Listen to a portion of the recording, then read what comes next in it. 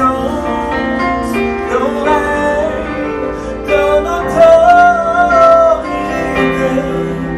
Digne es-tu, l'agneau de Dieu. Digne es-tu, l'agneau de Dieu. L'univers entier proclame la puissance de ton nom.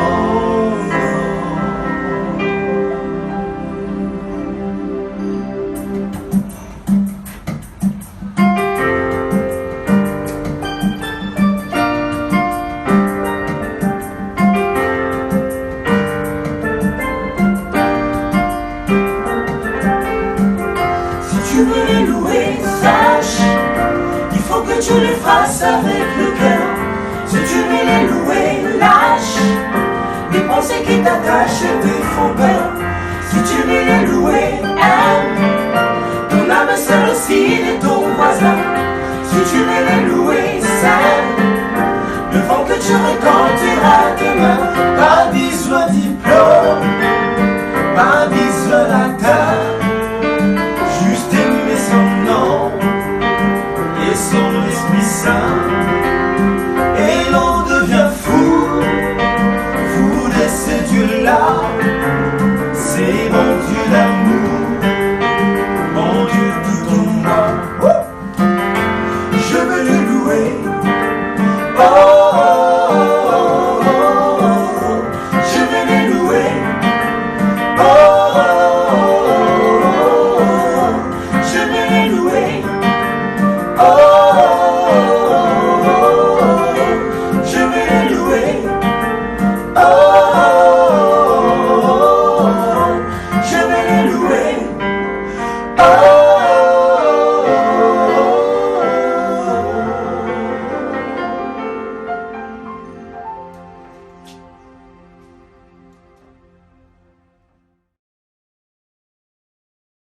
Bonjour, je suis Max Saplan, je suis avec vous pour notre culte du dimanche 14 juin 2020 et c'est un honneur et c'est un plaisir pour nous d'entrer dans vos maisons et de partager ce moment d'adoration avec notre Seigneur. Merci à la chorale et je vais tout de suite commencer par lire un psaume et ensuite faire la prière d'ouverture. Psaume 9, versets 2 à 5. Je louerai l'Éternel de tout mon cœur. Je raconterai toutes tes merveilles. Je ferai de toi le sujet de ma joie et de mon allégresse. Je chanterai ton nom, Dieu très haut. Mes ennemis reculent, ils chancellent, ils périssent devant ta face, car tu soutiens mon droit et ma cause. Tu sièges sur ton trône en juste juge. Prions. Grand Dieu Tout-Puissant, nous te disons un grand merci pour ta bonté, ta fidélité, ton amour envers nous. Nous te remercions parce que tu es notre Dieu très saint qui veille sur nous. Tu es le Dieu que nous voulons louer, c'est le Dieu que nous voulons adorer, c'est le Dieu qui nous guérit, c'est Dieu qui prend soin de nous, c'est le Dieu qui fait reculer nos ennemis, Père. Aujourd'hui, nous faisons face à une pandémie. Nous prions, Père, que tu es le Dieu qui fera reculer la pandémie devant nous. Nous prions, Père, que tu sois avec nous. Nous prions que tu puisses bénir tous les aspects de ce culte. Nous prions que tu sois avec chaque frère, chaque sœur, réunis autour de ce culte virtuel, Père. Que tu puisses nous transformer, que ta bonté, ta fidélité soient manifestes dans nos vies. Nous te remercions pour tout et c'est au nom de ton Fils Jésus-Christ que nous prions. Amen. Je vais passer tout de suite aux annonces. Alors, nous sommes arrivés au moment des annonces. Le repas du Seigneur sera fait par notre frère Jérémy Djamba, la collecte par notre frère Lalou, et le message sera par le pasteur, évangéliste et enseignant Moses Gad Kalala. Je reviendrai vers la fin pour les annonces et la prière de clôture. Alors, nous voulons les demandes de prière, c'est la paix en RDC, et nous voulons prier contre la pandémie du Covid-19. Et prier aussi pour les troubles sociaux qui secouent l'Amérique. Et nous voulons prier pour ces frères et sœurs qui sont malades dans notre Église aujourd'hui. et allons baisser nos têtes et prions pour ces sujets de prière. Grand Dieu Tout-Puissant, nous te remercions encore une fois d'être avec nous. Nous prions, Père, pour les malades qui sont dans notre Église, qui souffrent. Et nous prions, Père, que tu apportes soulagement, tu apportes guérison, tu donnes aux médecins sagesse, Père, et que bientôt ils seront tous récupérés avec nous, Père. Récupérés. Nous prions pour Maman Mado Mandiangou, nous prions pour la mère de Maman Nicole, et pour Brigitte et Honorine Vita, pour Brigitte Kamunga et Lucidita, pour Louise et Albertine. Nous prions aussi pour les frères Cédric, Johnny, Alain, Aldin, Clément, Elvis, Marcel, Félicien et Samuel, Père. Nous savons, Père, que leur vie est entre tes mains, leur santé est aussi entre tes mains. Nous prions, Père, que notre prière, la prière du juste, tu dis, a une grande efficace, qu'elle puisse être manifestée dans leur vie, que ta puissance et la puissance de ta guérison soit manifestée dans leur vie. Nous te remercions encore pour tout et c'est au nom de ton Fils Jésus-Christ que nous prions. Amen. Alors, nous avons un troisième lot de distribution de colis qui est en cours pour les frères et sœurs qui sont plus vulnérables grâce aux dons des frères et des sœurs de Kinshasa et des États-Unis. Et nous avons 6 diacres en devenir qui sont dans nos secteurs, qui sont responsables de faire cette distribution. Le couple Mondangue et Boaboa pour la Lukunga, le couple Tongisa et Bweliogo pour la Muamba, et le couple Ngwamashi et Mokwa. Donc, déléguons à ces frères et sœurs, à ces couples, de prendre soin des frères et des sœurs qui sont au milieu de nous, qui ont des besoins plus particuliers. Alors, les statistiques du COVID-19, aujourd'hui, nous sommes à 4724 cas à la date du 12 juin et ça continue à augmenter et il y a au moins 3197 cas qui sont en bonne évolution. Il y a 595 qui ont été guéris et des cas de décès de 106 personnes. Remarquez que Kinshasa est toujours en tête de liste, donc soyons vraiment vigilants à nous protéger. Et le Congo central est en train d'augmenter et le Haut-Katanga a surpassé le nord et le sud, le nord Kivu. Et donc, allons faire attention, prenons soin de nous-mêmes, protégeons-nous, nous connaissons les gestes barrières, nous connaissons les décisions individuelles que nous devons faire pour nous protéger. Et si nous avons le coronavirus ou si nous avons les symptômes, nous devons nous faire diagnostiquer et pratiquer l'isolement volontaire. Et n'exposons pas les autres et prenons soin de ne pas être des vecteurs de transmission du virus. Et finalement, nous connaissons les gestes barrières que nous devons faire, lavage fréquent des mains, éternuer à l'intérieur du cou, éviter de se serrer les mains, restons le plus que possible et évitons les déplacements inutiles, faisons-nous consulter et diagnostiquer et gardons au moins 1 mètre de distance. Et Amen. Alors, la Bible nous encourage, malgré le confinement, et de ne pas laisser que notre monde soit sans notre impact. Nous pouvons impacter le monde malgré le confinement. Donc, la Bible nous encourage, et ça c'est sur cette écriture de Actes 2, 42 à 47, de persévérance dans les études bibliques, la méditation, la prière, l'évangélisation, les temps de communion fraternelle, l'adoration de notre Dieu, la solidarité que nous démontrons à ceux qui sont les plus vulnérables autour de nous et notre générosité à prendre soin des frères et des sœurs qui sont avec nous. Alors, marquez votre calendrier. Encore, nous avons notre première tranche de notre collecte spéciale qui est pratiquement et uniquement dédiée au soutien des missions. Nous avons 6 églises à travers la RDC qui ont besoin d'être renforcées. Donc, la collecte spéciale que nous allons prendre sera dédiée à ce support. Et nous avons aussi notre culte national le dimanche du 21 juin. On travaille là-dessus et toutes nos églises seront réunies sur vos écrans pour partager ces temps de communion fraternelle et les messages et tout ça. Donc, nous aurons l'église de Kananga, de Chikapa, de Kinshasa, de Lubumbashi, de Matadi, qui seront tous ensemble avec nous.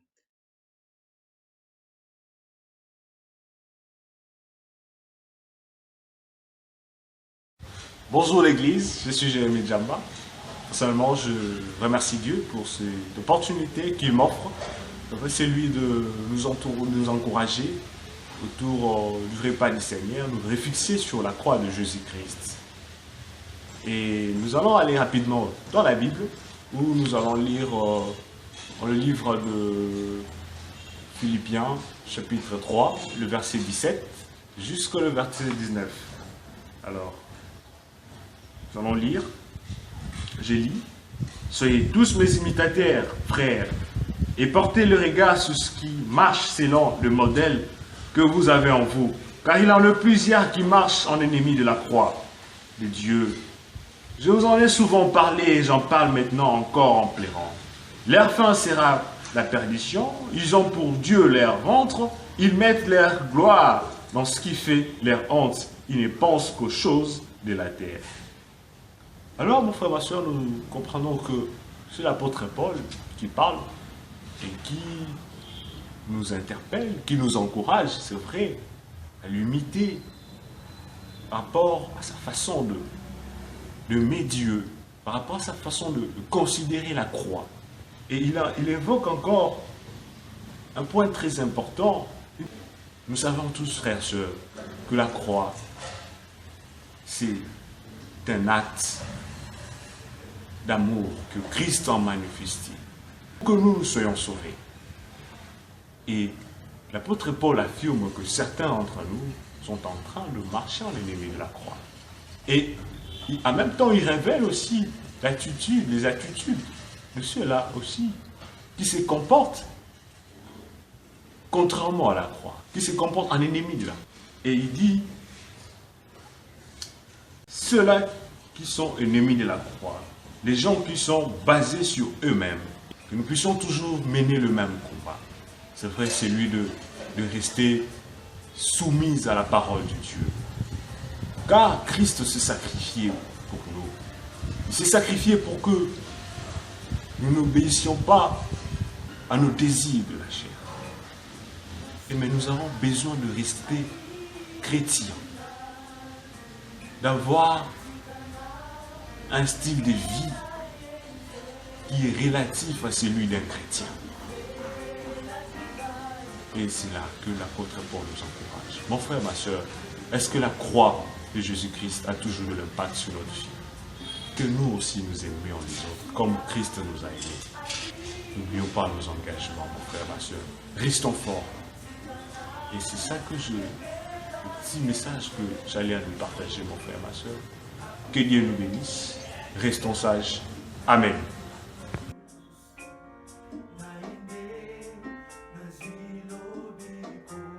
Prions s'il vous plaît. Éternel Dieu notre Père, Dieu Tout-Puissant, Dieu d'amour, nous te sommes infiniment reconnaissants pour ce moment que tu nous offres. Nouveau, c'est vrai, c'est lui de vivre, Père, des moments difficiles que ton Fils Jésus-Christ a traversé sur la croix. Et cela nous a été bénéfique aujourd'hui. Cela a permis à ce que nous ayons accès auprès de toi par son canal, Père. Que nous soyons constants, Père, dans l'obéissance, Père. Nous puissions garder le même standard, Père. Tant bien que le moment difficile, Père, nous voudrions, Père, le voir t'appartenir. Merci. Prions ainsi que le pain et le vin que nous allons prendre tout à l'heure, que cela ne nous cause pas du tort, mais que cela nous rapproche encore de nouveau vers toi, Père. Béni sois-tu, nous t'avons ainsi prié. Amen.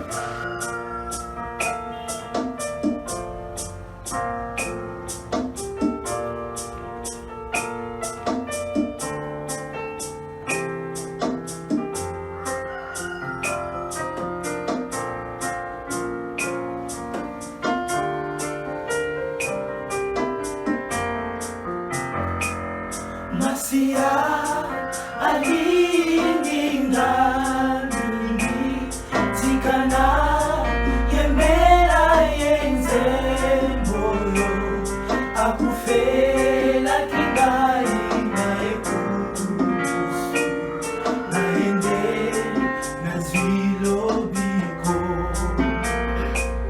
Masia alininga mingi tikana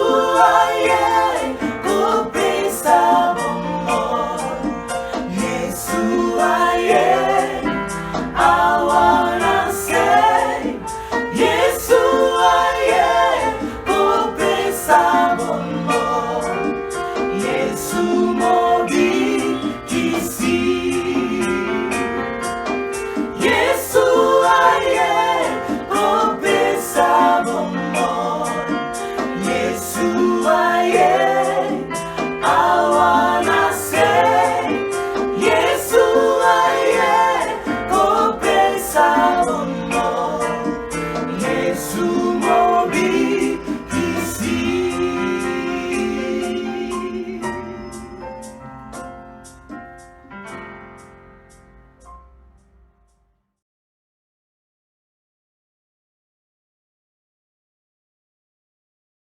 Bonjour frères et sœurs, je m'appelle Lalou. Maintenant nous sommes arrivés à l'étape de la collecte et je vais lire un passage. C'est dans Malachie 1, 14. Lisons ensemble. Maudit soit le trompeur qui a dans son troupeau un mâle et qui voue et sacrifie au Seigneur une bête chétive. Car je suis un grand roi, dit l'Éternel des armées, et mon nom est redoutable parmi les nations. Ici, Dieu est en train de parler aux Israélites et les reprocher parce que ils étaient en train d'offrir des bêtes chétives et des bêtes aveugles, des bêtes estropiées, or qu'ils avaient des bons bœufs. Et il les a même qualifiés de trompeurs.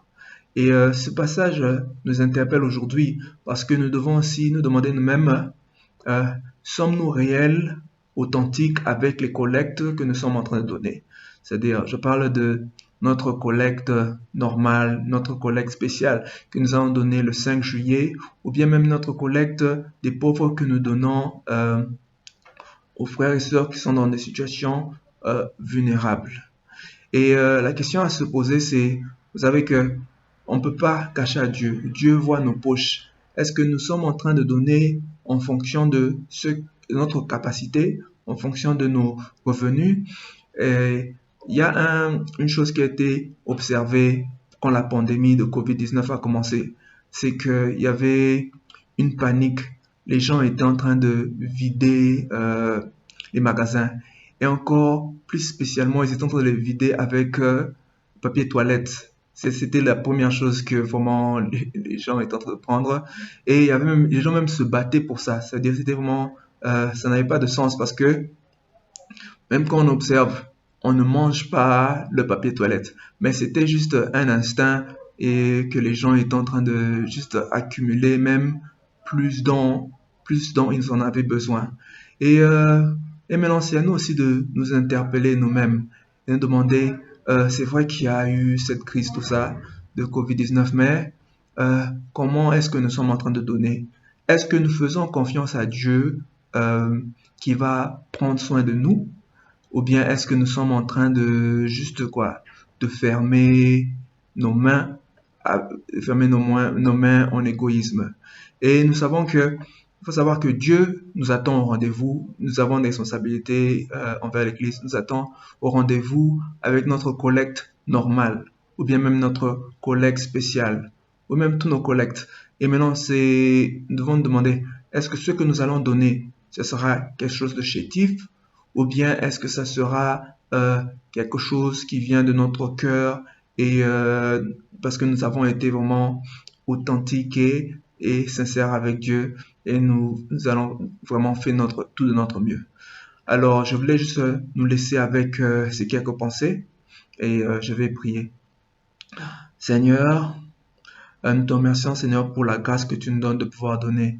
Et par le don aussi, c'est une foi, ça montre notre foi, ça montre notre relation avec toi. C'est vrai, nous avons nos différentes collectes qui vont approcher bientôt. Nous prions, Seigneur, que nous allons d'abord, nous remettre à toi et nous allons donner, Seigneur, pour montrer aussi notre reconnaissance envers toi et notre confiance en toi, Seigneur. Et nous savons que tu vas utiliser ça pour prendre soin des besoins et tu seras honoré. Merci encore pour tout et tout son nom, ton Fils Jésus-Christ, j'ai prié. Amen.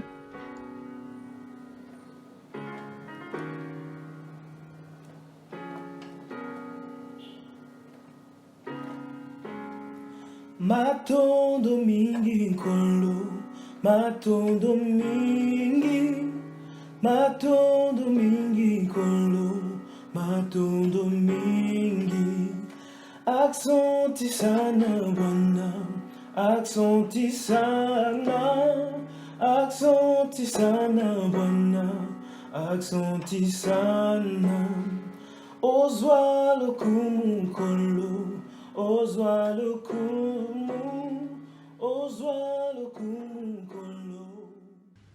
Bonjour frères et sœurs, bonjour le peuple de Dieu. Nous sommes très contents de nous retrouver encore ce dimanche matin dans la parole de Dieu. Et nous savons que nous sommes en train d'étudier l'épître de Jacques et nous avons commencé déjà le chapitre 5 et nous avons appris du verset 1 jusqu'au verset 6. Et le thème c'est que comment se vit la vraie foi. Notre foi est très capitale et nous devons savoir comment cette foi se vit. Et nous avons parlé la fois passée de la foi et la richesse. Mais ce matin, nous allons parler de la foi et le retour de notre Seigneur Jésus. Nous allons lire ça rapidement dans le livre de Jacques, bien sûr, chapitre 5, verset 7 jusqu'au verset 12. La Bible dit ceci: « Soyez donc patients, frères, jusqu'à l'avènement du Seigneur. Voici le laboureur attend le précieux fruit de la terre, prenant patience à son égard jusqu'à ce qu'il ait reçu les pluies de la première et de la dernière saison. Vous aussi soyez patients, affaiblissez vos cœurs, car l'avènement du Seigneur est proche. Ne vous plaignez pas les uns les autres, frères, afin que vous ne soyez pas jugés. Voici le juge est à la porte. Prenez, mes frères, pour modèle les souffrances et de patience de prophètes qui ont parlé au nom du Seigneur. Voici, nous disons, bienheureux ceux qui ont souffert patiemment. Vous avez entendu parler de la patience de Job et vous avez vu la fin que le Seigneur lui a accordée, car le Seigneur est plein de miséricorde et de compassion. Avant toute chose, mes frères, ne jurez ni par le ciel, ni par la terre, ni par aucun autre serment, mais que votre oui soit oui et que votre non soit non, afin que vous ne tombiez pas sous le jugement. » Voilà le passage que nous allons partager ensemble. Frère d'emblée, ce que nous devons retenir ici, c'est de voir que notre Jacques, le serviteur de Dieu, le demi-frère de notre Seigneur Jésus, est en train d'exhorter les chrétiens. Vous savez, la fois passée, il abordait, où il parlait aux riches, nous montrait les attitudes de riches méchants, mauvais et des bons riches, pour nous montrer que nous devons imiter l'attitude que nous devons avoir. Nous ne devons pas maltraiter les autres, on ne doit pas retenir l'argent de Dieu, nous devons utiliser le bien que le Seigneur nous a donné vraiment pour édifier son Église et encourager les autres, mais ça c'est très important et c'est très capital. Mais ici, il va maintenant regarder les chrétiens dans sa communauté, il trouve qu'il y a beaucoup de chrétiens qui souffrent, il y a beaucoup de gens qui traversent des moments difficiles, un peu comme nous aujourd'hui. Mais ces moments difficiles que ces gens sont en train de traverser, ça peut devenir un sujet d'abandon de la foi, ça peut être ça peut devenir un sujet de découragement, un sujet de ne plus faire des choses comme il devrait faire. Voilà pourquoi il leur dit, écoutez, n'oubliez pas que le Seigneur revient. Le Seigneur va venir tout de suite, mais il y a des attitudes que nous devons afficher. Il y a les devoirs que nous devons accomplir, il y a des devoirs que nous devons réaliser. Or, le premier devoir qu'un chrétien doit réaliser tout en sachant que le Seigneur revient tout de suite, c'est d'être patient. Il dit, soyez patients. Jésus arrive. Tu vois. Et pourtant, l'impatience est à notre porte. Les souffrances, les mauvais traitements, les blessures, toutes ces choses ensemble peut nous pousser aujourd'hui dans l'impatience. Or, l'impatience va nous pousser hors la foi. Nous allons commencer à vivre pas comme des chrétiens et nous vivons comme tout le monde. Parce que, bon, écoutez, nous traversons des moments difficiles, ok, j'étais blessé par beaucoup de situations, écoutez, les gens me maltraitent et je vais vivre comme eux aussi. Mais Jacques dit non, faisons attention. Vous êtes des chrétiens, vous n'avez pas besoin de vous laisser entraîner par le comportement du monde simplement parce que le Seigneur tarde à venir. Mais il arrive. Il a promis dans la parole de Dieu, et la Bible est claire, nous dit que cette promesse est vraie, elle est certaine. Même si elle tarde à venir, elle va s'accomplir certainement. La parole de Dieu est vraie, frères et sœurs. Nous devons continuer d'attendre ce moment et nous allons supporter ces souffrances, peu importe ce qui nous arrive, nous allons garder notre foi. On va vivre la foi. Mais ici, ce que nous apprenons, c'est de comprendre que nous pouvons vivre la foi, peu importe ce qui nous arrive. Nous n'avons aucune excuse. Nous n'avons pas, Dieu ne nous accorde pas la possibilité de sortir de la foi, de quitter la foi parce que nous traversons les moments difficiles, parce que les situations sont dures et là, nous ne pouvons plus vivre comme on devrait vivre. Il dit, soyez patients. Supportez encore. le Seigneur arrive. Et ça, c'est très important. Il parle du deuxième devoir. Nous partons au deuxième point. Il dit, affermissez vos cœurs. Le chrétien ne doit pas simplement supporter, mais il doit aussi affermir le cœur. Affermissez vos cœurs, Jésus arrive. Qu'est-ce que ça veut dire, affermir le cœur? Affermir le cœur, c'est que garde ton cœur fixé sur l'essentiel. Fortifie ton cœur. Ne laisse pas des choses à côté te troubler et te décourager au point où le cœur va lâcher. Fortifie le cœur. Garde ton cœur fixé sur Jésus. Garde ton cœur enraciné dans notre Seigneur. Ne laisse pas les situations difficiles te déraciner de l'enseignement de la Bible. Te déraciner des convictions bibliques. Te déraciner de ce que tu sais que c'est vrai. Tu es chrétien, tu as été sauvé par le sang de l'agneau et tu dois comprendre que je dois me battre jusqu'au dernier souffle de ma vie. Je resterai avec le Seigneur. J'affermis mon cœur. Pourquoi? Parce que ce que j'attends est vraiment formidable et précieux, plus que tout ce que je peux traverser maintenant. Vous savez, le laboureur, quand il attend les fruits de sa sémence, il est prêt à supporter n'importe quelle situation qu'il arrive dans sa vie. Il peut supporter la chaleur, il peut supporter les pluies, il peut supporter tout, parce qu'il est fixé sur le fruit.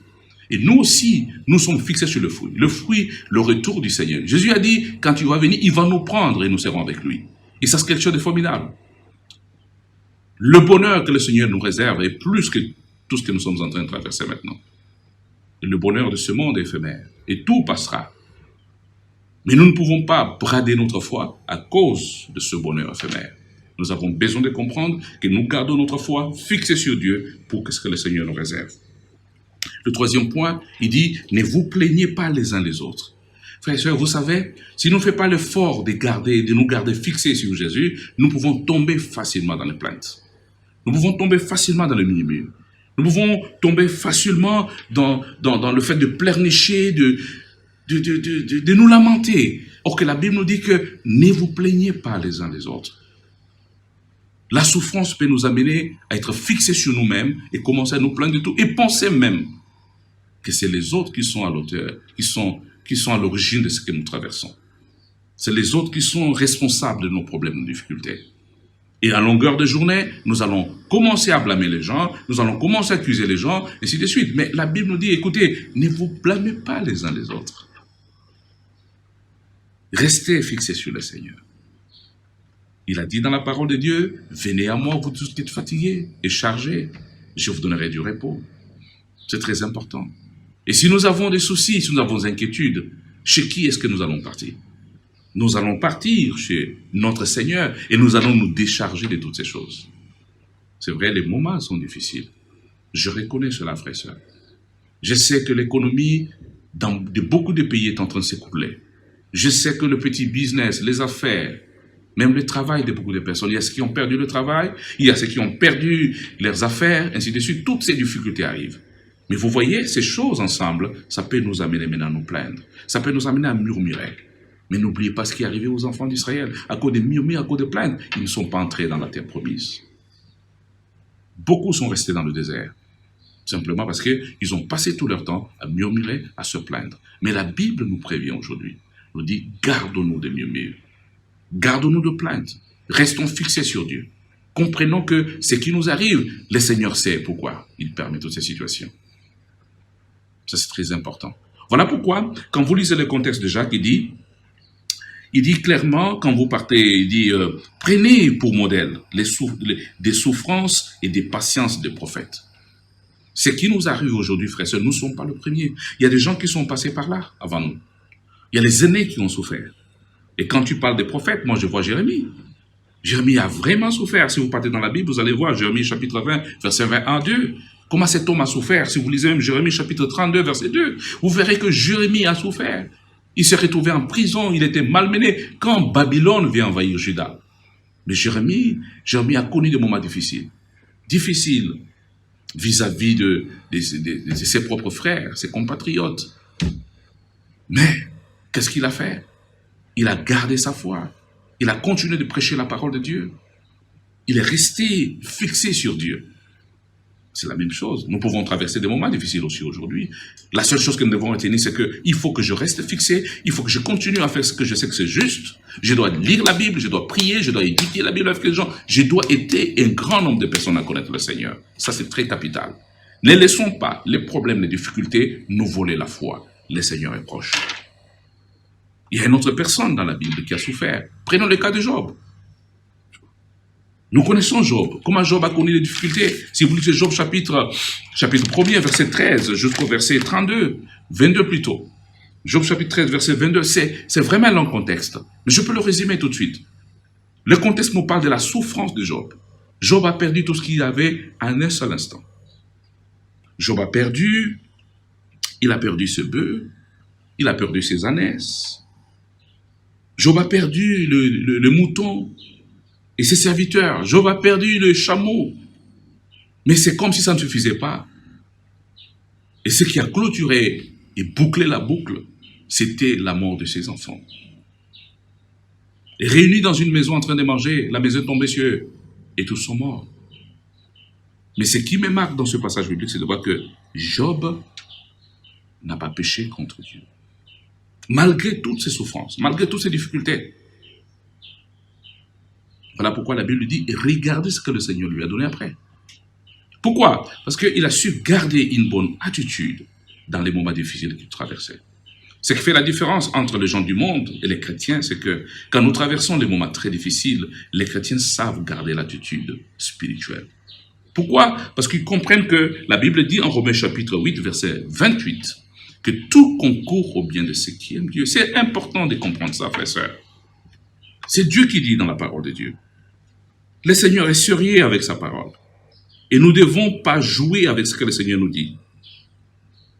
Il a dit ça. Il dit tout concourt au bien de ceux. Tout ce qui nous arrive, c'est pour notre bien. Nous ne pouvons pas aujourd'hui dire, écoutez, bon, je ne sais pas pourquoi le Seigneur a permis cette situation dans ma vie, mais s'il a permis, c'est parce que le Seigneur sait que ça va contribuer à notre foi.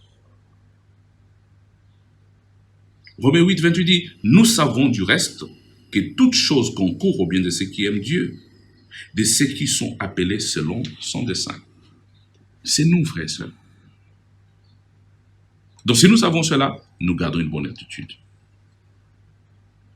Les choses ou les difficultés ou les problèmes que nous pouvons traverser aujourd'hui ne peuvent pas voler notre engagement, ne peuvent pas nous défixer.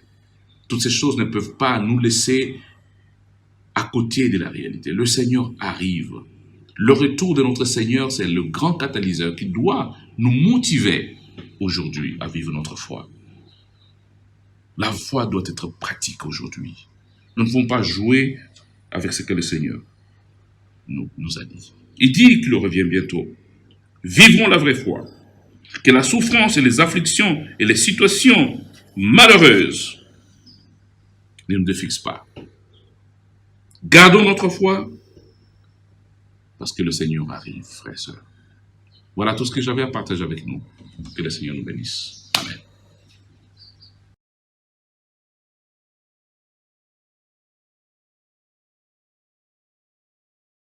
Je reviens pour le rappel des annonces. Nous allons prier pour ces frères et sœurs qui sont sur cette liste. Vraiment, prenons le temps de prendre note de leurs noms qui sont sur votre écran et que nous puissions prier pour eux. Il y a beaucoup de frères et de sœurs qui ont été malades, qui sont guéris, qui ne sont plus sur cette liste. Et ça, c'est grâce à la prière fervente des justes. Et donc, nous vous encourageons à continuer à faire ça. Nous voulons remercier particulièrement la chorale. Et nous avons Ornella, Nathalie, Joe, Felica, Exodie et Trésor. Et nous remercions ceux qui ont participé au culte. Et nous remercions Jérémy Djamba pour le repas du Seigneur. Pour la collecte, c'est Lalou qui l'a fait. Nous remercions Lalou. Et notre évangéliste encore nous a apporté un message tellement puissant. Donc, nous remercions tous les frères et sœurs qui font tous leurs efforts, et spécialement l'équipe technique et de Karine et Mia Laplanche qui sont derrière la scène, qui font le travail excellent. Alors, sur ce, je vous dis bon dimanche et je fais la prière de clôture et merci à tous d'avoir pris part à notre culte d'adoration. Prions.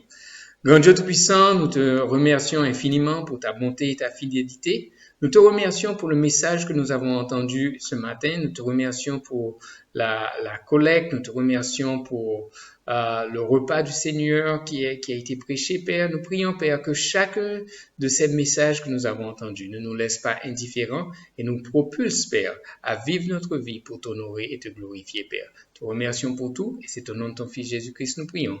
Amen.